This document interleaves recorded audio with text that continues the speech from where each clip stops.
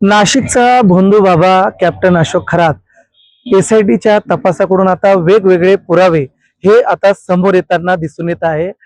नाशिकमध्ये काल रात्री दोन गुन्हे कॅप्टन अशोक खरातवर झालेले आहेत आणि त्याच दोन गुन्ह्यावर आता एसआयटी पथक हे पुन्हा आता चौकशी करणार आहे। या चौकशीमध्ये काय निष्पन्न होणार, त्याचबरोबर आता जे अशोक खरातकडे जी बंदूक होती त्याचा परवाना देखील तो निलंबित करण्यात आलेला आहे।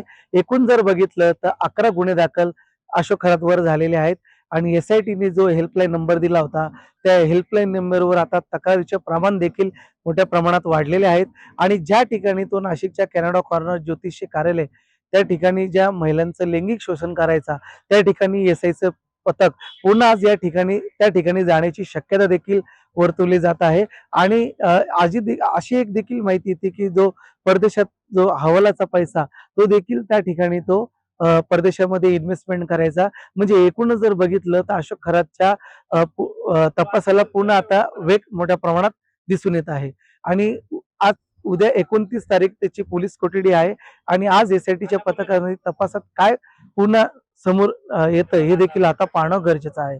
बातमीसाठी प्रतिनिधी प्रकाश झुर्वे, नाशिक।